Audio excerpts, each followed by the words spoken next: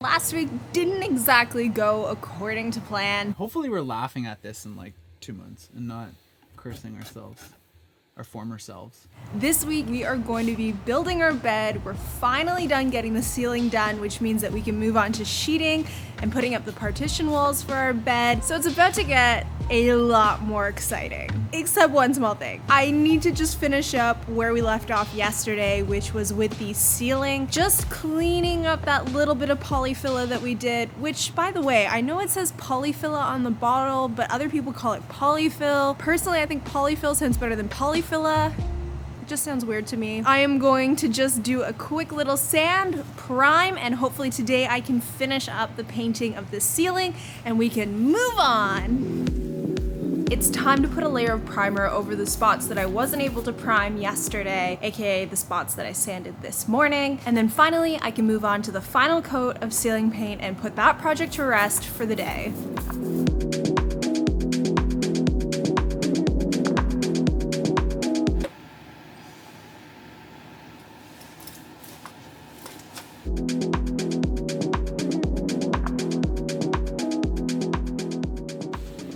This is the best part of working from home. You say hi? What's that? There you go. You go. Today we've got two tasks. Number one is to sand and stain our cedar planking that's going throughout the van. And number two is a little bit more difficult. As of midnight last night, we went into a stay home order. Even got a nice little notification this morning from the government, but I need to get lumber from Home Depot. So they are open for click and collect. Ordering lumber online is a little daunting considering that you don't get to pick out the pieces. First things first, I'm gonna tackle the harder of the two tasks, which is to order the lumber online. I took the liberty last night to draw out a diagram of everything that we're going to need for that. All of the cedar that we have that's going on these angled bits, this we've already purchased, but what we need to get is the framing pieces. And now we wait for our order. Luckily, faster than the first time we went into lockdown, although I hope that's not famous last words. As it turns out, I left the orbital sander at the warehouse, so it's on to good old-fashioned hand sanding today. I haven't tested our stain yet, so I'm actually only gonna do one to begin with.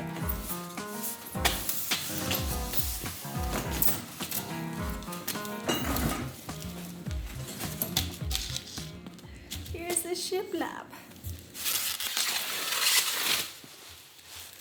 I don't really understand why they have to sell them in a package of 4 with plastic instead of just individually. Seems like a waste. I will say though, they smell really nice. I'm not really sure it matters what side I sand. I think it's just whatever side you like. I'm gonna go with the side that was facing up in the package. I only need to do one side though.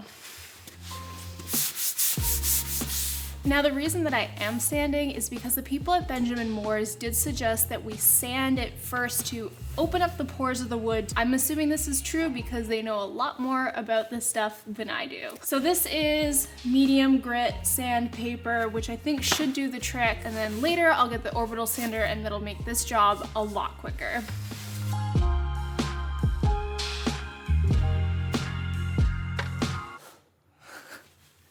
Smells good.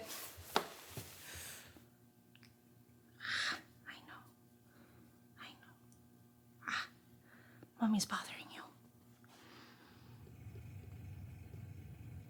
I gotta say, I am super impressed with the lumber that Home Depot gave us. I was a little nervous about what they were gonna pick, but I think that everything they picked is in really good shape. I guess that means it's time to go sand, stain, sand, stain, sand, stain, sand, stain, sand, stain. Say that 10 times fast. I think I have everything I need to get this staining started. Stain, cloth, brush, stir stick. The Sanson product that we're using uses a lot of natural materials from trees in the actual product itself, including resin and sap, which is really cool when you think about it, that it's turning the tree's natural powers into what's going to stain this piece of wood. It's a zero VOC base, so that's really important for us in a small space, ensuring that we don't have anything that's off-gassing or emitting any type of odors, chemicals, so on and so forth. We'll see how it turns out. I think it should be okay, but you never really know because the samples are normally done on red oak and this is cedar, so it's a lot different in terms of the natural color of the wood.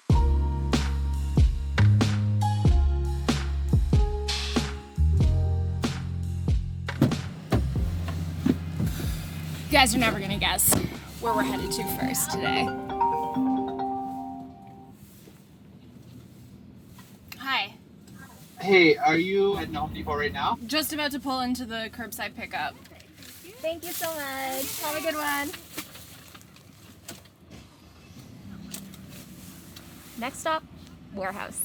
After spending the last couple days working, trying to make this van life thing a reality, I am officially back in the fold working on the van build. And I know in the last video we said that our main goal was getting the partition walls and the siding up before everything just went south and nothing went right. But after seeing how our cedar planks turned out after Kirsten stained them, we decided that we wanted to build the bed frame instead. I think it's gonna be a more fun job than putting up partition walls. Actually, there is a far more practical reason why we're building the bed frame first. That's because with the hardware on it, we need to make sure that we have the exact measurements that both partition walls need to be apart from each other. Even though we could come up with the measurements by measuring everything individually, I just think it would be better if we build it first and then mount it and make sure that those walls are in the exact right place. We bought something at the very beginning of this van build that I've been waiting to use and Richard has been so resistant to use, and that's a Craig jig. On the back, there are sliders that you adjust to the thickness of your material that you're using. For the screw, you have to adjust this little bearing with an Allen key, so they include that in the package. Also in the package, it comes with a measurement for how far you're supposed to adjust the stopper. After you've adjusted it, put your 2 holes in, and then you drive your screws in after that. It removes the need for an L bracket, which is really nice. You do have to use, to my knowledge, the Craig jig screws, so we've purchased a whole bunch of them to make it through the entire van project. I can feature in my own Renaissance painting. Bye. One more. Last one. Okay. That worked out pretty good. Now we have a box. It's time for the fun part. The cedar planking. Originally, we purchased these cedar planks to do our roof, but after much deliberation, we decided to actually go with a plywood ceiling roof. And instead, we had all this left over that we didn't really want to go to waste, but still wanted to incorporate into our van. We decided that we would accent our walls by using shiplap, rather than just painting it a boring color like white. We decided to stain it this beautiful, beautiful color. I am so happy with how it turned out. We decided on a herringbone pattern, really not for any specific reason other than I just love it. We decided to put down the first 2 pieces quickly just to get a feel for how it would go because we haven't worked with any nails during this project so far. Neither have we worked with shiplap before. We're going to end up putting a piece of trim down the middle and around the edges, so any splintering or these 2 screws doesn't really matter too much to us because we know it's going to be covered anyways.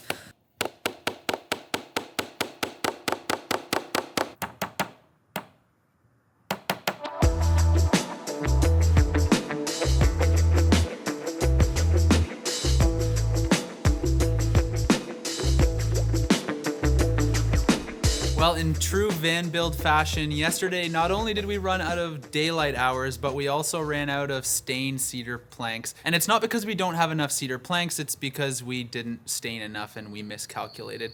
Normally we could have just run out to the store, picked some up, but today is Sunday, the store is closed on Sundays, and things are still kind of locked down. So we are a little bit stuck on this project for the day. But we don't like letting a perfectly good day to work go to waste, so we're gonna... Well, that is one eyesore in this van that we have fixed. This thing looks Sweet, I love it. This fan is gonna give us a lot of abilities that we just didn't have in the minivan, like cooking inside the van and getting rid of any bad smells that might come from.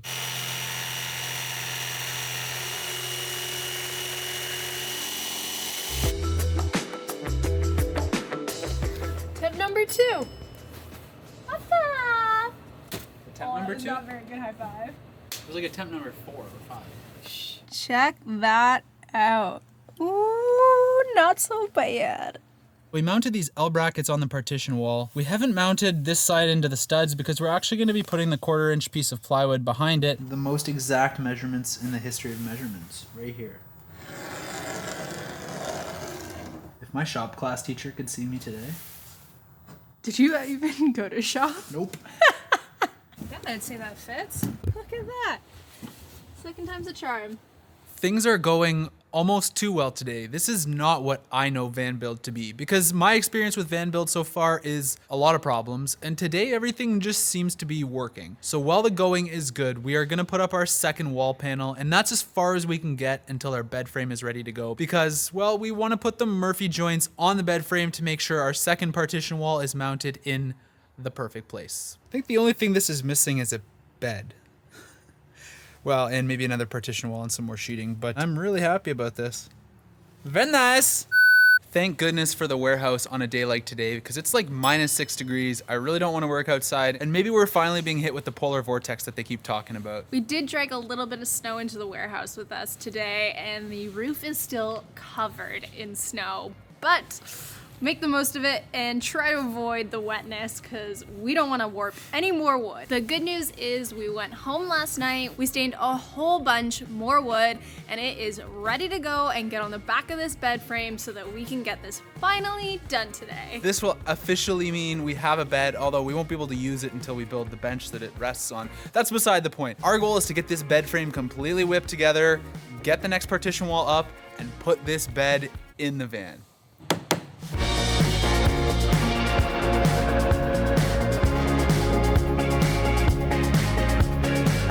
Finally, we are done this and we can finally turn it into a bed. Originally, we were gonna leave it just like this, but you know, we made a couple little boo-boos, so we are actually going to trim it out to cover up those, putting one down the middle where the edges meet and also around the edges here where all the nails have gone in.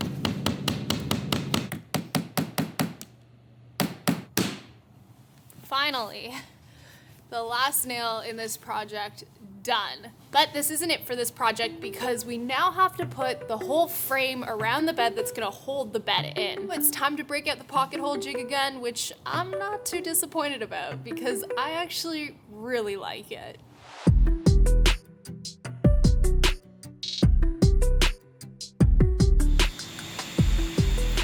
We're trying to make it easy on ourselves here because we want the bottom of the bed frame to sit flush with the trim, which basically means now that the trim's on, we just have to put it on the ground and start pocket holing. It's pretty much that simple, isn't it?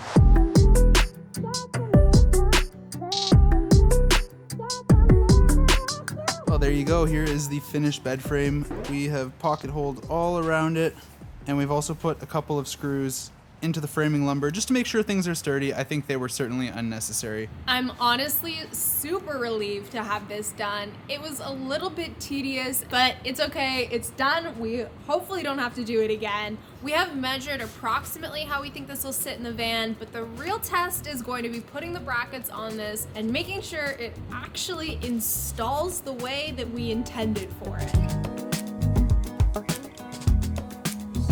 So here are the Murphy bed joints we bought off of Amazon. These are the ECLV Murphy bed joints. I don't know much about them, but we've seen a couple other people use them and they seem to work great. But there has been a lot of trial and error trying to figure out exactly how these work because the instructions they offer are honestly worse than terrible. The springs here that are gonna help hold the weight and also create tension on the Murphy bed so that we can move it back up into place. This panel here is what's going to be mounted onto our partition wall, and then this piece on the back will be mounted onto the bed. There is a little nut here that I'm gonna have to drill a hole through the framing lumber so that this sits completely flush, something like that. Kirsten had the bright idea of not testing these out before we decided to use them, so she's left me to figure out how it's done. And after a quick YouTube search, I think I've got a decent little idea. And what we've done is mounted it to a piece of 3/4 inch offcut as our little tester. This pin here is what keeps the two joints in place. So we are simply going to remove that, which will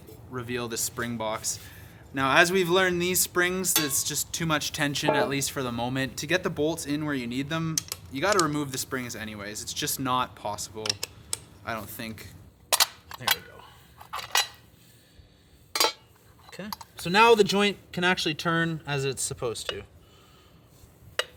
So this is the joint here on the wall, and as you can see, when it's not locked in, it comes right off.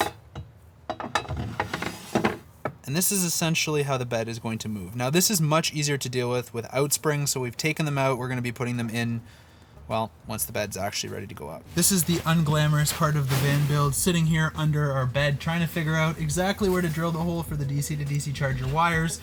I put a little bit more conduit around it because it's running through like a sharp metal part here. Once we put the side panel up here, if I don't drill the hole, I will forever lose access to these. And this is our main power source, so we can't have that.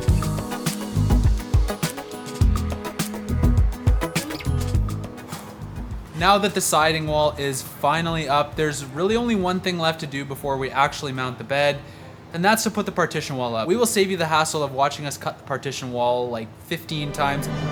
We did make one small boo-boo. There is a little bit of air there, but it's not really a big deal. We can still mount our L bracket, and it mounts perfectly with the stud all the way down here.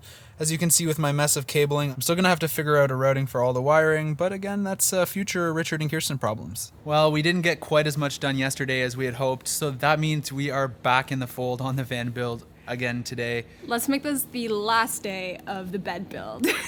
The good news is there's not a lot left to do. We need to put the second bracket up on the second partition wall for the Murphy bed, and then we need to put the Murphy bed joints on either side of the bed frame. Then hope that it works. what we're trying to achieve right now is making sure that when this bed is sitting upright, it's going to be as flush as possible with the partition wall.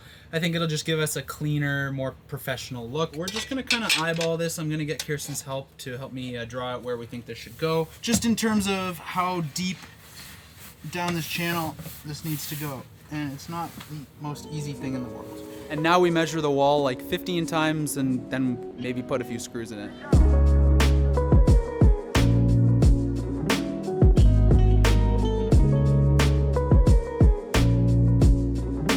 It's almost time for the moment of truth, but I wanted to run a little test because I like to test everything before we put it in the van, because I'd rather find out if something's not going to work before we install it rather than after we install it. So I've taken a piece of offcut that was used for our studs, and I've made a bed frame out of it essentially. And as you can see here, our joint's in. I've hooked the pin to make sure that it's actually going to turn, and I even put the springs in. Here you go. This is what it's going to look like. This is a little painful because we worked so hard on this box and I'm about to just tear the thing up. As you'll see here, there is a bit of a rotating joint here that sticks out. So that's why I'm cutting a 1-inch hole in the wood so it'll sit nice and flush. Oh, this hurts, doesn't it? That sucks to do, but it sits inside so nice and flush. So that's essentially what we're going for. We're gonna drill some bolt holes and yeah, we'll be on the road. Moving along here.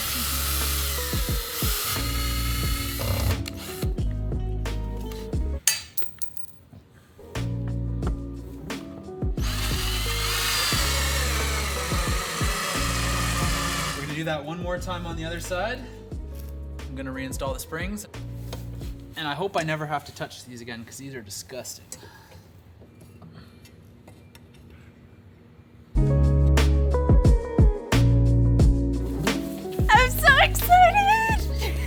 I am so happy with how this bed turned out. All of the extra measurements, all of the hard work, all of the cedar planks are paying off because this bed looks sick. It looks exactly as I hoped it would look. I'm so happy right now. Honestly, I couldn't be more impressed with how it turned out. It was a little nerve-wracking because there's like 3 different measurements just to get the joints in the right place, but it turns properly, it sits properly, it all worked out in the end because there's only so much you can do on paper until you get it onto the van.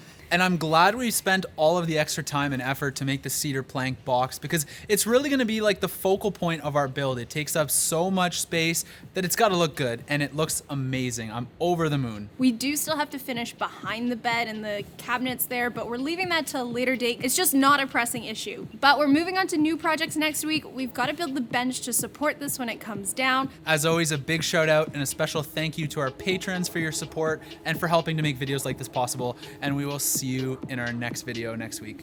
Bye!